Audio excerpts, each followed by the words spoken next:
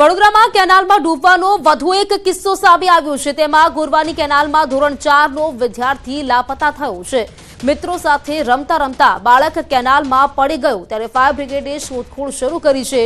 કોર્પોરેટરના ભત્રીજા સહિત 1 મહિનામાં ચોથો માસૂમ લાપતા થયો છે। કેનાલ પર ફેન્સિંગ લગાવવા નાગરિકોએ અનેક વખત રજૂઆતો પણ કરી ચૂક્યા છે। અમદાવાદના નરોડાના મુક્તિધામ નજીક એક ફ્લેટની લિફ્ટ તૂટી જતા અફરાતફરી મચી ગઈ હતી। દેવાશીષ સ્કાય નામના ફ્લેટમાં આ ઘટના બની છે। અચાનક લિફ્ટ તૂટી જતા સ્થાનિકો લિફ્ટમાં ફસાયા હતા। ભારે જહેમત બાદ તમામ લોકોને બહાર કાઢવામાં આવ્યા છે। લિફ્ટના દરવાજા તોડીને તમામને બહાર કાઢવામાં આવ્યા। સદનસીબે કોઈ જાનહાની નથી થઈ।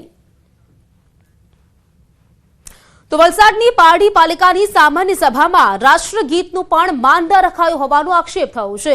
સભા સમયે સભ્યો રાષ્ટ્રગીત ગાઈ રહ્યા હતા। તે સમયે વિરોધ પક્ષના નેતા ટેબલ પર ચડી હંગામો મચાવ્યો હતો।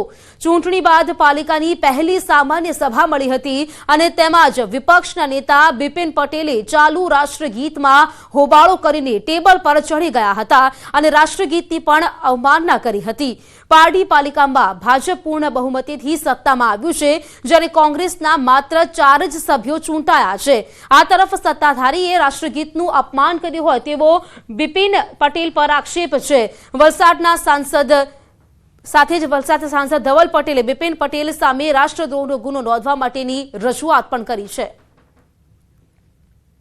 ભારતીય રાષ્ટ્રીય ગીતનો જનગણમનનો ઉપયોગ કરીને એમણે ભારતીય રાષ્ટ્રીય ગીતને ચાલુ સામાન્ય સભાની મિનિટ્સના અંદરમાં ચાલુ વંચાણીના અંદરમાં એમણે ઊભા થઈને પ્રોટોકોલનો ભંગ કરીને સીધું રાષ્ટ્રગીત ગાવાનું ચાલુ કરી નાખ્યું છે। એમની પર રાષ્ટ્રદ્રોહનો ગુનો લાગવો છે કારણ કે આપણું જ્યારે નેશનલ એન્થમ ચાલતી હોય ને ત્યારે આ રીતના એને અટકાવવાનો પ્રયાસ કરે, ધમાલ કરે, કોઈ પણ સંજોગોમાં ચલાવવામાં આવશે નહીં।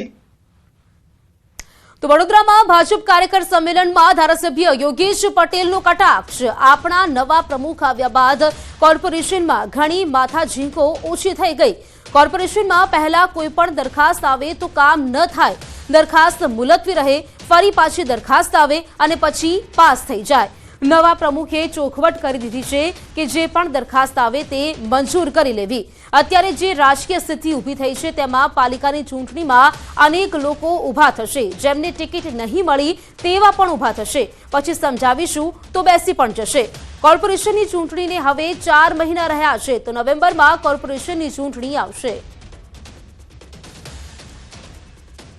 આપણા નવા પ્રમુખ આવ્યા પછી તો ઘણી માથાજીક ઓછી થઈ ગઈ છે।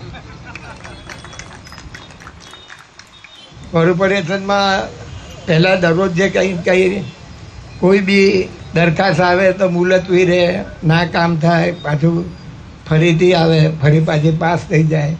એ તો એમને ચોખવટ કરી દીધી છે ભાઈ, જે બી દરખાસ્ત આવે એ પાસ કરી દે। અમદાવાદ મહાનગરપાલિકા કમિશનરની અધ્યક્ષતામાં સંકલન સમિતિ બેઠક યોજાઈ હતી જેમાં અમદાવાદ શહેરના ધારાસભ્યો અને સાંસદો હાજર રહ્યા હતા। બેઠકમાં વીએસ હોસ્પિટલમાં થયેલા કૌભાંડનો મુદ્દો ચર્ચાયો।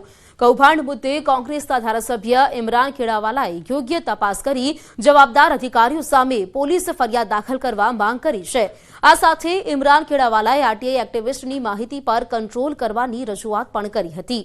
સુરત મહાનગરપાલિકાના કરેલા પરિપત્રનો અમદાવાદ મહાનગરપાલિકા પણ અમલ કરે તેવી માંગ કરી છે। સુરત મહાનગરપાલિકાના અંદર આરટીઆઈ કરવાવાળાના વિરોધમાં એક પરિપત્ર કરવામાં આવ્યું છે કે વારંવાર એક ને એક વ્યક્તિ જે કોઈ બાંધકામ થતું હોય કે કોઈ જગ્યાએ અનનેસેસરી જેને કોઈ મતલબ ન હોય તેવી વ્યક્તિઓ આરટીઆઈ કરતી હોય છે તો એને રોકવા માટે સુરત મહાનગરપાલિકાએ પરિપત્ર કર્યો છે। તેવો જ પરિપત્ર અમદાવાદ મ્યુનિસિપલ કોર્પોરેશનના અંદર થવો જોઈએ।